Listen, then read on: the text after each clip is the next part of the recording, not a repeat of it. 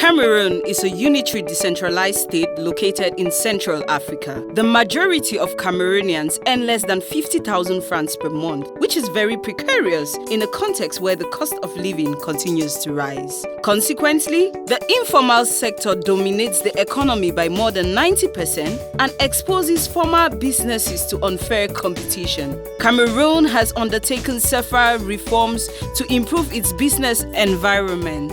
The country aims to attract the local and foreign direct investment necessary for its economic growth, job creation, and living conditions of its populations. The country's performance on the annual World Bank Doing Business Index has continued to deteriorate. In 2019, it lost 3 places and was ranked 166th out of 190 economies in the world, with a score of 47.78 out of 100 points. We observed the same trend from 2007 to 2020. The Starting Business in Cameroon report carried out by analysts at the CAFU Policy Institute is a summary of the progress that Cameroon has realized in the field of the business environment and what needs to be done to achieve an effective free market society with constant proliferation of businesses. Cameroon is a member of the Organization for Harmonization of Business Law in Africa, OHADA, since 1993. The law that governs business creation in the OHADA zone was adopted in 1997. This law was revised on the 30th of January 2014. Irish Dipola Kandem, economic policy analyst at the CAFU Policy Institute, was in the field, spoke to some people, and shared with us his findings and recommendations. La première recommandation, c'est de faire que le coût de création des entreprises au Cameroun soit égal à 0. Il faut simplifier les procédures et surtout nous militons pour que les documents qui soient requis soient limités à 3, c'est-à-dire la photocopie de la carte nationale d'identité, le plan de localisation de l'entreprise et les statuts de l'entreprise. Donc, c'est les 3 documents qui peuvent être immédiatement fournis et qui peuvent permettre de rapidement créer les entreprises et éviter les délais, les rallongements. Il s'agit aussi de simplifier les normes parce que les normes qui sont imposées à certaines entreprises, notamment dans le secteur de ne sont pas bonnes. Nous militons pour une création des normes locales qui vont être améliorées au fur et à mesure que l'entreprise grandit pour leur permettre de s'arrimer aux standards internationaux. Ça, c'est au niveau des décideurs publics. Au niveau des entrepreneurs, la recommandation, c'est de bien étudier son environnement avant de se lancer, c'est-à-dire bien maîtriser les textes qui régissent la création des entreprises avant de se lancer, parce que beaucoup vont créer des entreprises, ils n'ont pas pris la peine d'avoir une compréhension assez poussée des documents requis ou alors des textes qui sont en vigueur. C'est pour ça que beaucoup souvent sont soit imposés au régime meilleur ou au régime simplifié. Il faut connaître ces mécanismes-là qui permettent de pouvoir se situer dans l'écosystème entrepreneurial. The number of documents as well as the required cost of documents to create a company in Cameroon are very important. We made a brief stop at the Center for Enterprise Creation in Yaoundé to find out all the details needed to start a business in Cameroon. Je m'appelle Ben Samuel Rodrigue, en service au Centre de formation de création des entreprises de Yaoundé. La démarche pour créer une entreprise est totalement simple. Il suffit pour le promoteur de se rendre dans un CFCE. Il faut savoir que nous sommes implantés actuellement dans les 10 régions. Le promoteur se rend au CFCE avec les pièces nécessaires à la création de l'entreprise. Nous recevons son dossier et nous lui remettons les pièces qui justifient l'existence légale de l'entreprise en 72 heures chrono, à compter de la date de dépôt du dossier. Nous créons 2 types d'entreprises, les établissements et les sociétés.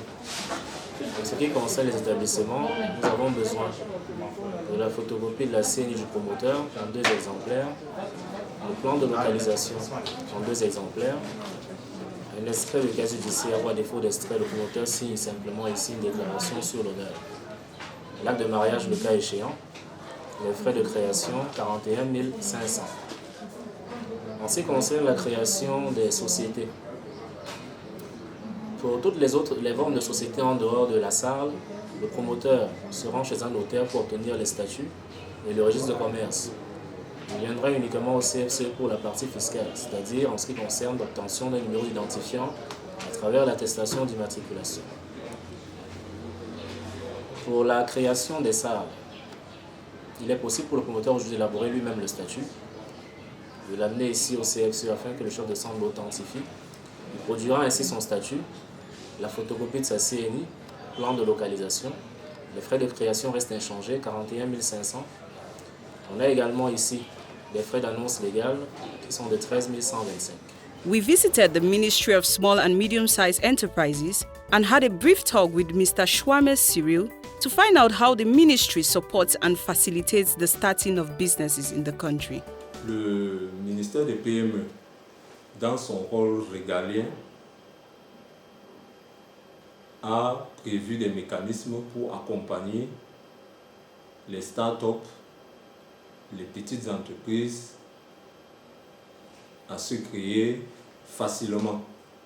Nous avons les CGA, les centres de gestion agréés, qui sont des associations constituées des experts fiscaux et comptables qui accompagnent les start-up, les jeunes entreprises dans la gestion comptable et managériale.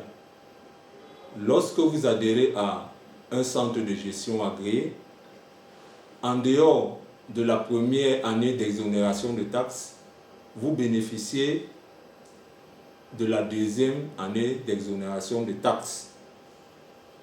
En dehors des centres de gestion agréés, le gouvernement du Cameroun, à travers le ministère des PME, a mis sur pied des guichets uniques des centres de formalité de création d'entreprise pour réduire les pertes étant inutiles. Parce que vous êtes sans ignorer que le classement du Cameroun au niveau du Doing Business n'est pas le meilleur. En dehors de cela, nous avons mis sur pied dans les universités d'État des incubateurs d'entreprises pour donner la formation adéquate à toutes ces personnes qui voudraient se lancer dans les affaires, qu'ils sortent de ces structures avec des entreprises. Nous avons mis sur pied la pépinière nationale d'IDEA qui fait dans la même activité l'incubation et la pépinière, parce que vous êtes sans ignorer que lorsqu'on vient de créer une structure, on n'a pas les moyens pour la location, on n'a pas les moyens pour l'accès à l'Internet, on n'a pas les moyens pour se mouvoir dans cet environnement difficile des affaires.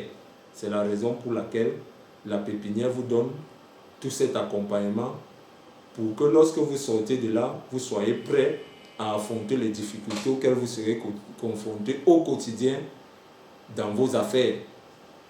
Nous avons, à travers notre bras séculier, l'agence de promotion des PME, le programme Kaizen. C'est une méthode